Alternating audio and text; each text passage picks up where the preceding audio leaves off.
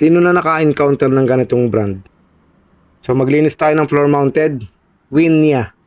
Kung tama ang pronouncement ko, o kung mali, pakicorrect na lang ako. So ito yung kanyang outdoor. Korean model to mga master. At tinanggalan natin yung kanyang board. Yung PCB board, saka yung kanyang fan motor sa indoor mga master. Dalawa bali ang fan motor niyan. So medyo malakas ang hangin, maganda rin ang lamig. So ngayon ko lang na-encounter to at ngayon ko din lang nalinisan. First encounter. Siyempre kaya naman lahat yan. At ito, inangat na natin yung evaporator niya. Silip naman yan mga master, malilinisan na maayos yan.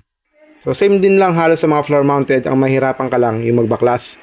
So tinira natin yung kanyang drain pan. Yan ang unang-una para kapag nagbuhos tayo, nag-spray, tuloy-tuloy yung daloy ng tubig. Ito yung labas niya, yan o.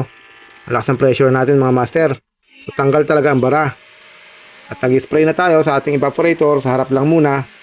Syempre hindi natin bubuin ng video kasi medyo hahaba tayo. Baka maumay kayo mga master. At nasa likod na tayo.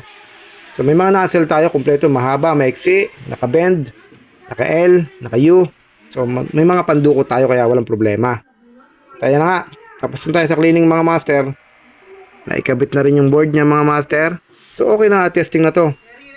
Maganda rin lamig dito eh. Per person encounter natin to mga master. Sino may ganito at sino naka-encounter na? Pa-comment na lang. Thank you.